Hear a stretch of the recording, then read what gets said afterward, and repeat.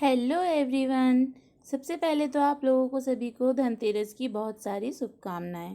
आपका दिन शुभ हो और दीपावली भी बहुत ही अच्छी आपकी जाए, यही शुभकामनाएं मेरी आपके लिए हैं।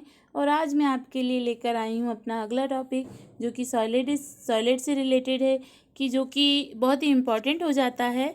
इम्पॉर्टेंट का मतलब ये है कि भाई एग्ज़ाम में आने की इसकी बहुत 100% संभावनाएं होती हैं, पॉसिबिलिटी होती हैं। तो सबसे पहले हम देखेंगे कि भाई जो डिफेक्ट होते हैं, कहना चाहिए जो सॉलिड में अपूर्णताएं होती हैं या जो त्रुटि होती हैं, मिस्टेक्स होती हैं, वो क्यों उत्पन्न होती हैं और किस प्रकार की होती हैं। तो उसकी डेफिनेशन हम ये देखेंगे कि पहले एक हम आदर्श ठोस क्या होता है। तो भाई आदर्श ठोस की डेफिनेशन यदि हम देखें तो परम शून्य ताप पर, अर्थात 0 केल्विन ताप पर, 273 केल्विन फ़ारेनहाइट ताप पर ठोस के अवयवीकरण नियमित क्रम में व्यवस्थित रहते हैं, इन्हें आदर्श ठोस कहते हैं। यदि सामान्य ताप पर ठोस के अवयवीकरण नियमित क्रम में नहीं रहते, अर्थात ठोस में अपूर्णताएं उत्पन्न हो जाती हैं। समझ में आया बेटा क्या? कि यदि सामान्य ताप पर नॉर्मल टेम्परेचर पर ठोस के अवयवी जो जिनसे मिलकर वो बना होता है, उनके क्रम में नियमितता नहीं रहती, तो वो ठोसों में अपूर्णताएं आ जाती हैं। इसे ही हम देखेंगे कि वो कितने प्रकार की होती हैं। तो बच्चा वो होती हैं 2 प्रकार की, पहला बिंदु दोष, दूसरा रेखीय दोष। ठीक है। तो फर्स्ट वाला डिफेक्ट हम देखेंगे कि ये कैसा होता है। तो हमने कल लैटिस जालक पढ़ा था। लैटिस जालक में मैंने कुछ आप लोगों को इस तरह का स्ट्रक्चर बताया था, है ना। इस तरह का स्ट्रक्चर बताया था मैंने आप लोगों को कि भाई ये पॉइंट है, ये इसका, और इस तरीके का कुछ स्ट्रक्चर बताया था। चलिए, है ना। तो आज हम देखते हैं कि बिंदु दोष उन्हीं में उत्पन्न होते हैं। तो जालक के बिंदु के चारों ओर परमाणुओं की जो व्यवस्था होती है, वो आदर्श व्यवस्था में कुछ ना कुछ डिफेक्ट उत्पन्न होता है। विचलन उत्पन्न होने से उस दोष को हम क्या कहेंगे? बिंदु दोष कहेंगे।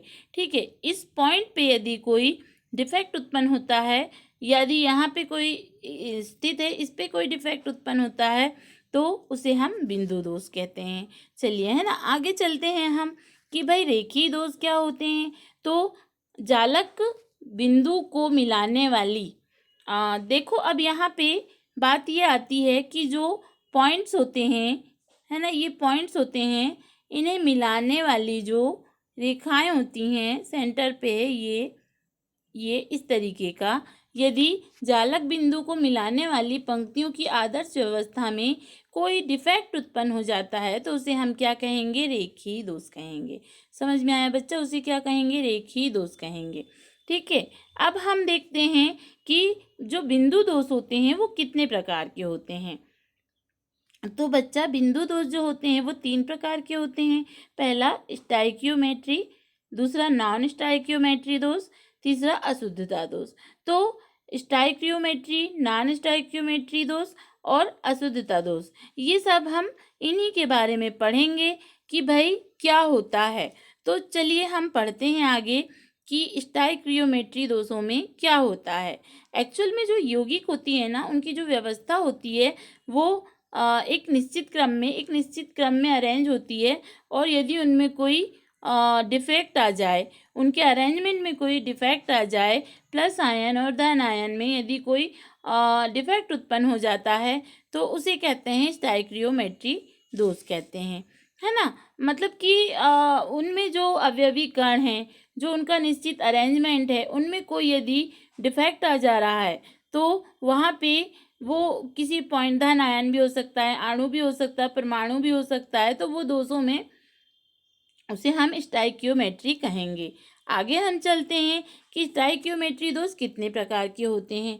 तो बच्चा फर्स्ट वाला होता है अंतराकाशी, मतलब इंटरस्टिशियल। तो इस दोष में कुछ अवयवी कण अंतराकाशी स्थान में आ जाते हैं। इस दोष के कारण घनत्व में वृद्धि हो जाती है। चलिए मैं इसका एक छोटा सा डायग्राम बना के आपको दिखाती हूँ कि मान लीजिए कोई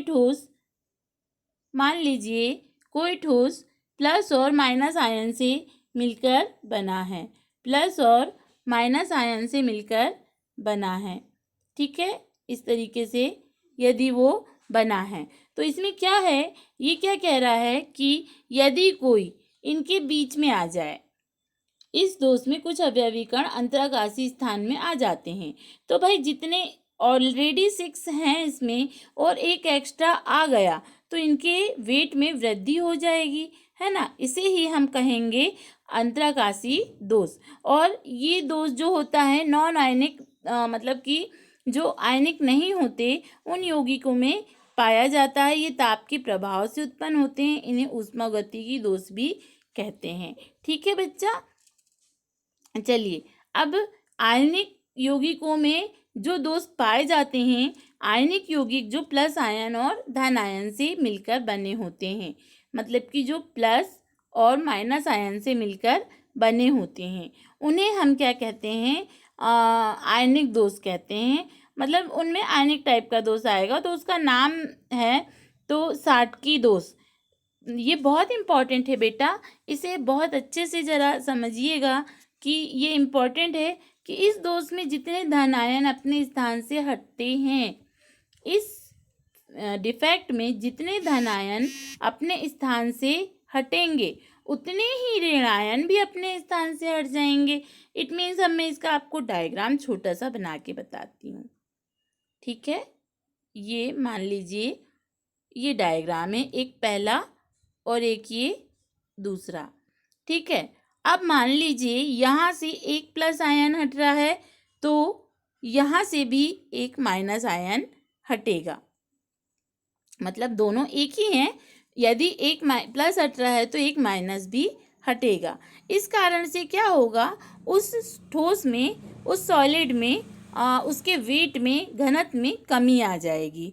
और ये आयनिक यौगिक जिनमें धन आयन ऋण आयन के आकार लगभग समान होते हैं उनमें ये दोष पाया जाता। मतलब ये जो धन आयन है और ये जो ऋण आयन है दोनों एक ही ठोस में बने हुए हैं। स्पेस कम होने के कारण मैं आपको अलग अलग बताई। तो धन आयन ऋण आयन दोनों अपने स्थान से बराबर मात्रा में हटते हैं और इसे ही क्या कहते हैं, हम शॉर्टकी दोष कहते हैं कि भाई धन आयन ऋण आयन दोनों ही बराबर मात्रा में कम हो रहे हैं तो उनके घनत्व में कमी ही आएगी, स्वाभाविक सी बात है। एग्जाम्पल आप ले सकते हैं NaCl का crystal, CgS caesium chloride, AgBr silver bromide, आगे ये सब चीज़ें हैं। चलिए, है ना, इन्हें रिक्तिका दोष भी कहते हैं क्योंकि रिक्तिकाएं बन जाती हैं, स्पेस बन जाता है खाली, जैसे हटता है तो स्पेस बन जाता है, खाली रिक्त स्थान बन जाता है, उस कारण इसे रिक्तिका दोष भी कहते हैं। आगे हम चलते हैं कि मैंने आपको बताया इसके एग्जाम्पल क्या हैं, NaCl, caesium chloride, silver bromide, ये हैं। अब इसका डायग्राम भी थोड़ा सा इस तरीके से जो मैंने अभी बनाई थी, ऐसा होता है कि प्लस है, फिर माइनस है, फिर यहाँ प्लस आ जाएगा, फिर यहाँ माइनस आ जाएगा, इस तरीके से ये बनते हैं। अब हम दूसरी बात करते हैं कि जो अगला है फ्रैंकल दोष, ये भी बहुत इंपॉर्टेंट है बेटा, है ना। ये फ्रैंकल दोष और शॉर्टकी दोष तो 100% एग्जाम पे आते हैं। इस दोष में धन आयन अपने स्थान से हटकर, अब इस दोष को समझिएगा आप, इस दोष में प्लस आयन अपने स्थान से हटकर अंतराकाशी स्थान में चला जाता है। चलिए, अब मैं आपको इसको डायग्राम के अकॉर्डिंग बताती हूँ। मान लो ये एक क्रिस्टल है, ठीक है, यहाँ पे क्या कह रहा है, धन आयन अपने स्थान से हटकर, एक ये धन है, ये ऋण है, ये धन है, ये ऋण है, और धन आयन यहाँ से हटकर यहाँ खाली स्थान बन जाएगा और कहाँ आ जाएगा, यहाँ आ जाएगा। ठीक है, यहाँ से हटकर ये कहाँ आ गया, यहाँ आ गया। तो इस दोष के कारण जो क्रिस्टल होता है उसके घनत्व में परिवर्तन नहीं होता है। क्यों नहीं होता है? क्योंकि सिर्फ वो अपना स्थान चेंज कर रहा है, हट नहीं रहा है, केवल वो अपना स्पेस, खाली स्थान में आ जा रहा है, अपना पर्टिकुलर स्थान छोड़ करके, है ना। तो इसे ही हम क्या कहते हैं, फ्रैंकल दोष कहते हैं। वे आयनिक यौगिक जिनमें धन आयन व ऋण आयन के आकार में अधिक अंतर होता है उनमें ये दोष पाया जाता है। इसके पहले वाले में क्या था कि दोनों के आकार बराबर होते थे। इस दोष के कारण क्या होता है, उनका परावैद्युतांक कम हो जाता है और silver chloride, silver bromide, silver iodide, zinc sulphide आदि इसके एग्जाम्पल हैं। और नोट, जो कि सिल्वर ब्रोमाइड में शॉर्टकी और फ्रैंकल दोनों ही त्रुटि पाई जाती हैं। ठीक है, किसमें? सिल्वर ब्रोमाइड में दोनों ही प्रकार के दोष आपको देखने को मिलेंगे। तो यहाँ पे वही डायग्राम आ जाएगा जो हमने अभी पहले बनाया था, प्लस एंड माइनस वाला, प्लस माइनस इस तरीके का डायग्राम आता है। ठीक है, अब यहीं पे हम देखते हैं कि सेकंड हमने देखा था नॉन स्टोइकियोमेट्री दोष। तो भाई ये क्या होता है? वे दोष या त्रुटि युक्त क्रिस्टल संरचनाएं जिनमें प्लस आयन व माइनस आयन की संख्याओं का अनुपात यौगिक के रासायनिक सूत्र के अनुरूप नहीं होता है। मतलब स्टोइकियोमेट्री में क्या है, उनका अणु सूत्र जो होता है वो एकदम बराबर होता है, लेकिन इसमें उसका अनुपात बराबर नहीं होता है। नॉन स्टोइकियोमेट्री में उसकी स्टोइकियोमेट्री ही चेंज हो जाती है। कहने का मतलब ये है, कहने का मतलब क्या है कि इनकी स्टोइकियोमेट्री, उनकी स्ट्रक्चर चेंज हो जाता है कि जितने अणु हैं उनका जो अनुपात होता है, रेशियो होता है, वो चेंज हो जाता है। तो वे त्रुटि युक्त क्रिस्टल संरचनाएं जिनमें प्लस आयन और ऋण आयन की संख्याओं का अनुपात यौगिक के रासायनिक सूत्र का जो होता है अनुपात के बराबर नहीं होता है, और उनमें ये दोष पाए जाते हैं। कौन से? नॉन स्टोइकियोमेट्री दोष। जैसा फेरस ऑक्साइड में फेरस और ऑक्साइड का अनुपात 1:1 ना होकर 0.93 से 0.96 अनुपात 1 होता है। मतलब यहाँ चेंज हो गया है ना, इसीलिए इसे नॉन स्टोइकियोमेट्री दोष कहा जाता है। तो बच्चों, आई होप कि आपको इतना समझ में आया होगा। और ये दोष भी कितने प्रकार के होते हैं? ये दोष भी होते हैं 2 प्रकार के। ये वाले डिफेक्ट भी कितने प्रकार के होते हैं? 2 प्रकार के। एक तो होता है धातु अधिक, मतलब मेटल की उसमें एक्सेस हो जाए, बहुत अधिक मात्रा में हो जाए वो, और दूसरा मतलब कि उसमें कमी हो जाए। एक तो पहला अधिक हो जाए और दूसरा कमी हो जाए। तो धातु अधिक दोष ये 2 प्रकार के होते हैं। तो पहला हम देखते हैं ऋण आयन के अभाव से। तो धातु अधिक दोष में इस दोष के कारण ऋण आयन अपने स्थान से हट जाते हैं तथा उस स्थान पर क्या आ जाते हैं? इलेक्ट्रॉन आ जाते हैं। क्या आ जाते हैं? आयन हट जाते हैं और इलेक्ट्रॉन आ जाते हैं। जिस स्थान पर इलेक्ट्रॉन रहते हैं उसे एफ केंद्र कहते हैं। जिस स्थान पर इलेक्ट्रॉन रहते हैं उसे एफ केंद्र कहते हैं। इसके कारण उसमें एक अलग चेंजेस आ जाता है और रंग उत्पन्न करने वाला केंद्र होता है।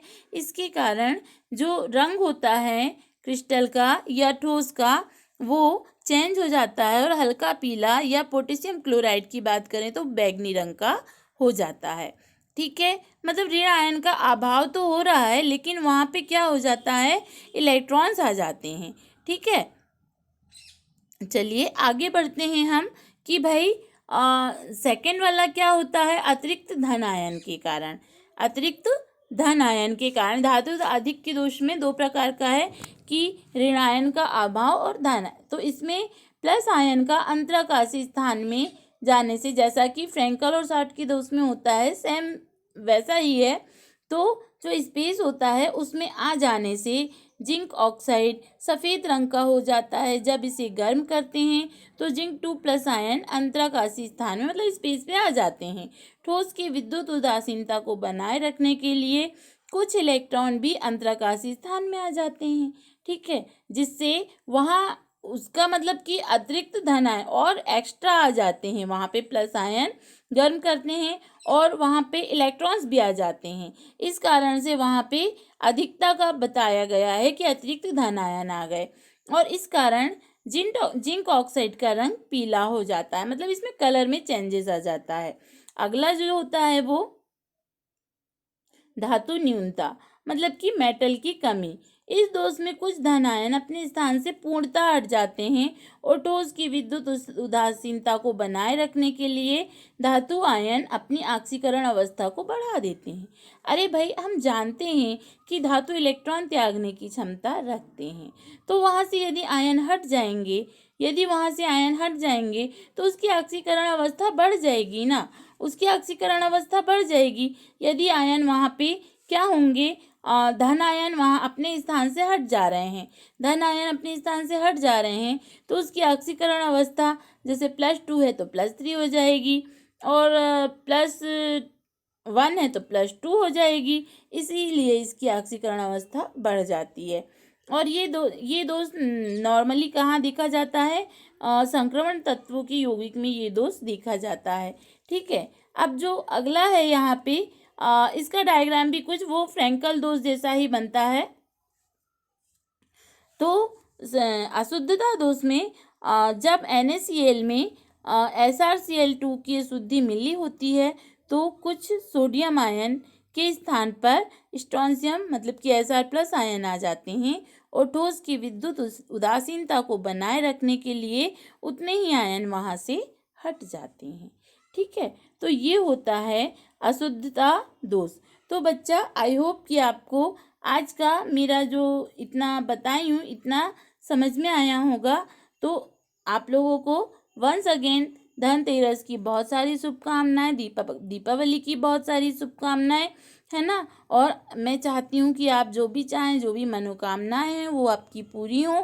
और यदि मेरे वीडियो में कुछ कमी आपको दिखाई दे रही है तो प्लीज़ प्लीज़ प्लीज़ मुझे कमेंट कीजिए, सब्सक्राइब कीजिए और कमियों को बताते हुए मुझे और मोटिवेट कीजिए कि मैं उसमें और क्या सुधार कर सकती हूँ।